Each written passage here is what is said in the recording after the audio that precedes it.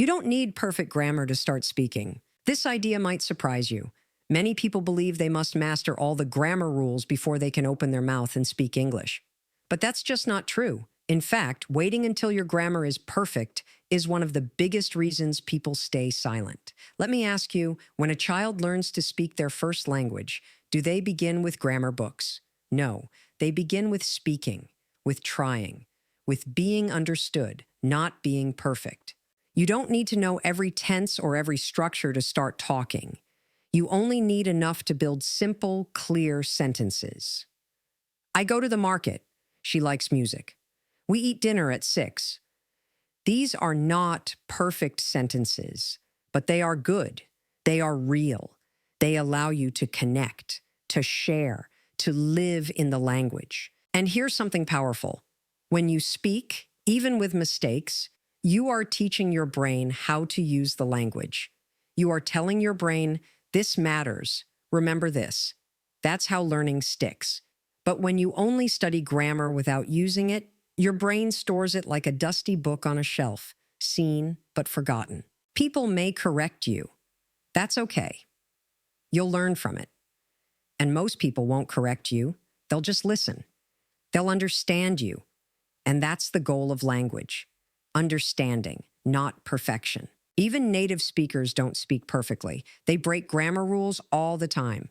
What makes them fluent is not flawless grammar. It's confidence, rhythm, and habit. You can build all three without waiting for perfection. So if you've been holding back because you're afraid of making a mistake, let that fear go. Start small. Say what you know. Speak with your heart, not just your head. Because the path to fluency is built not by perfect grammar, but by practice. Simple words can make powerful sentences. A lot of learners believe that in order to speak good English, they need to use long, complicated words, words that sound fancy, words that feel academic. But the truth is, some of the most powerful sentences in the English language are made of very small, very simple words. Think about it. I miss you. You are enough. Don't give up. None of those phrases use big vocabulary, but they carry deep meaning. They touch the heart, and that is what language is for, to connect, not to impress. Simple words are clear. They don't create confusion. They help people understand you the first time. That's important, especially when you're speaking to someone who may not be patient or may not be a native speaker themselves. Clear words build trust. They show confidence, and they are easier to say and remember. When you use simple words, you're not dumbing things down. You're making space for connection. You're choosing ease over ego. Even great speakers and writers use basic vocabulary because the message is more important than the decoration around it. If you only know 500 words in English, you can still speak powerfully. Use those 500 words well. Use them with courage. Say what you mean, simply. That's real fluency. So don't waste time memorizing big words you may never use. Master the small ones first. Learn how to use make, go, feel, want, and need in different ways. Combine them with emotion, tone, and clarity. Because when your words are simple and your heart is true, people listen. Listening helps you speak better. This may sound strange at first. How does listening help with speaking? But the truth is, listening is the foundation of speaking.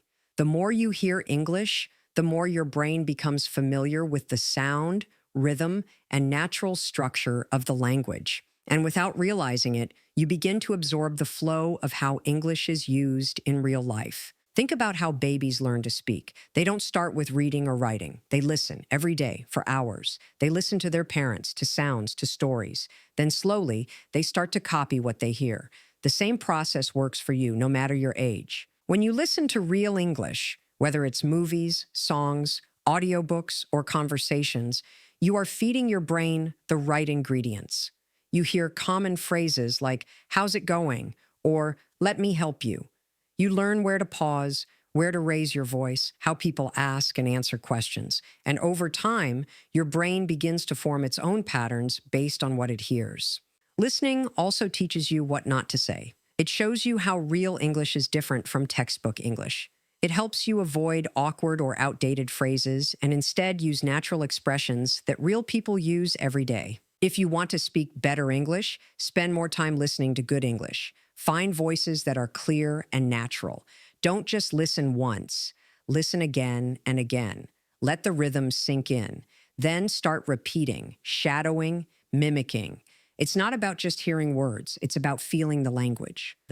Because every great speaker is a great listener first. And when you truly listen, your mouth will soon begin to speak with ease, confidence, and flow. Practice out loud, even when you're alone. One of the biggest reasons people struggle with speaking English is because they only think in English. They don't actually say the words out loud, but thinking and speaking are two very different skills. You might know what you want to say in your head, but the moment you try to speak, you freeze. Your mouth hesitates. The words don't flow. That's because your brain is trained to think in English, but your tongue hasn't had enough practice moving in English. Speaking is physical. It involves your tongue, your lips, your breath. It's like learning to play an instrument. You can't learn to play the piano just by watching videos. You have to touch the keys. The same goes for English. You must say the words, move your mouth, hear your own voice. That's why practicing out loud, even when no one is around, is so powerful. Describe what you're doing. I'm making tea. Now I'm sitting down. Or talk about your day. Today was a good day. I walked in the park. The weather was nice. Simple, real sentences. You can even read aloud. Choose a short passage from a story or an article, or even a quote you like. Read it slowly, clearly. Focus on pronunciation, on breathing, on the sound of English. Do it again and again. You'll notice improvement, not just in how you speak, but in how confident you feel while speaking. Remember, you don't need an audience to become a speaker. You just need your voice, your time, and your willingness to show up, even if the room is silent, because every word you speak out loud is one step closer to real fluency. Don't fear mistakes, use them. Most people are so afraid of making a mistake that they don't speak at all. They stay silent, waiting for the perfect sentence, the correct word. But that fear is the biggest wall between you and fluency. Mistakes are not your enemy. They are your greatest teachers. Every time you say something wrong, your brain learns. It hears the mistake, compares it to the right version, and adjusts. That's how we grow. You don't get stronger by avoiding failure. You get stronger by walking through it. If you never make mistakes, it means you're not pushing yourself enough to grow. Think of how children learn to speak. They say funny things. They mix up words. They use the wrong tense. But they keep speaking. And the more they speak, the faster they improve. Adults, on the other hand, often hesitate. We overthink. We try to speak perfectly. But perfection is a prison. Fluency is about freedom, the freedom to try, to stumble, and to rise again. When someone corrects your English, thank them. That's a gift. It means someone listened and cared enough to help. But don't let correction make you afraid. Let it make you better. Keep going, keep trying, keep practicing. Mistakes are part of the process, not a sign of failure. The only mistake that really hurts your learning is the mistake of staying silent. So be brave. Speak anyway. And remember, the road to success is always paved with imperfect steps. Repeat what you hear like an actor. If you want to sound natural in English, don't just listen to native speakers. Imitate them. That means copying their words, their tone, their rhythm, even their pauses. Just like actors rehearse lines until they feel real and alive, you too can train your mouth and ears to speak English the way it's truly spoken. This technique is called shadowing. You play a sentence, maybe from a movie, a podcast, or a YouTube video, and then you repeat it immediately, trying to match the speaker's voice as closely as possible. It's not about understanding every word at first. It's about getting the feel of the language, the rise and fall, the emotion behind the words, the natural speed. You see, native speakers don't speak word by word. They link words together, they stress some syllables and swallow others. For example, they say, "What do you want to do?" instead of "What do you want to do?" If you only learn from books or formal lessons, you might miss this. But when you copy real speech, you start to feel English in your body, not just in your head. Start small. Choose short clips. Repeat one sentence at a time. Pause, play, repeat. Try to say it just like them, not just the words, but the attitude behind the words. If they sound excited, you sound excited. If they whisper, you whisper. You're not just learning English, you're rehearsing it into your muscles. At first, you might feel silly. You might stumble or forget. That's okay. This isn't about performing. It's about training. The more you do it, the more your pronunciation improves, your fluency grows, and your confidence builds. So don't be afraid to act a little. Pretend you're in a movie. Step into the character of someone who speaks English confidently. And soon, you'll stop pretending.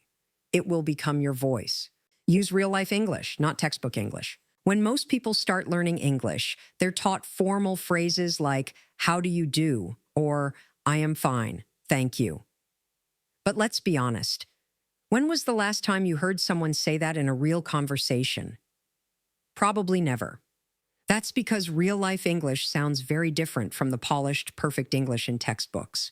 If you want to speak English that real people actually use, then you need to learn from real situations. Watch interviews, movies, casual vlogs. Listen to how people talk at the grocery store, in the cafe, or on the street. You'll notice something important. They use simple, relaxed English. They shorten words, use expressions, and speak in ways that are practical, emotional, and alive. For example, instead of saying, "I am going to the market," someone might say, "I'm going to run to the store." Or instead of, "May I please use your phone?" they might say, "Can I use your phone real quick?" That's not wrong. It's natural. That's how English lives in the world. The truth is, if you only study formal or outdated phrases, you might sound stiff, robotic, or even confusing to native speakers. But when you expose yourself to real conversations, you start picking up the expressions people actually use. You'll understand slang, jokes, tone, and emotion. You'll be able to connect, not just communicate. The best way to practice this is to listen and repeat. Watch short clips, pause after each line, and say it exactly the way they say it. Don't just learn the meaning, learn the music of the words. And over time, your English will sound less like a textbook and more like you, real, confident, and ready for everyday life. Find a speaking partner, not a perfect one. Many English learners think they need a fluent native speaker to practice with. But the truth is, you don't need someone perfect. You just need someone willing. Someone who, like you, wants to speak, to grow, to get better day by day. When you find a speaking partner, it's not about grammar tests or vocabulary drills. It's about having real human conversations. You talk about your favorite foods, your family, your day, your dreams. You laugh at your mistakes. You help each other. You learn together. In fact, practicing with someone who's also learning can sometimes be even more helpful. Why? Because they understand your struggles. They're patient. They don't judge. And they celebrate the small wins with you. When you say a new phrase correctly, they smile. When you forget a word, they wait. That kind of support creates a safe space for confidence to grow. If you can find a language exchange partner, someone who wants to learn your language while you learn theirs, that's a beautiful trade. You both benefit, you both grow. Or join a free conversation group online.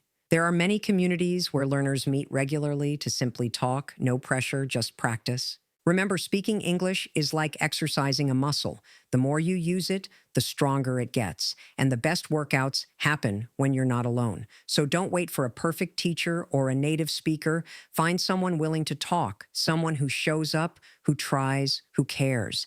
And in that shared effort, you'll discover something powerful. Your voice, your growth, your courage to speak without fear. Make English part of your daily life. If English only exists in your textbook or in a classroom once a week, it will always feel like a subject, not a language you live. But if you want to speak English naturally, fluently, and confidently, you have to invite it into your daily routine. Let English live with you. That doesn't mean you have to study for hours every day. It means creating simple habits. For example, change your phone's language to English. Listen to an English podcast while cooking or walking. Watch your favorite movies or series with English subtitles. Read a short article in English each morning, even if you don't understand every word. Let your brain get used to seeing and hearing English everywhere. Talk to yourself in English when you're alone. It might feel strange at first, but it works. Describe what you're doing. I'm brushing my teeth. I'm making tea. Think in English. Plan your day in English. Ask yourself questions in English. You're training your mind to make English your second nature. Even your hobbies can become language lessons. If you love cooking, follow an English recipe channel. If you enjoy music, learn the lyrics of your favorite English songs. If you're into fitness, follow English-speaking trainers. This way, English becomes something fun, not something forced. The more your life and English overlap, the less effort it takes to learn. It becomes natural. You don't wait for study time because every moment becomes a learning moment. And that's when transformation happens. You don't just learn English, you start to live it.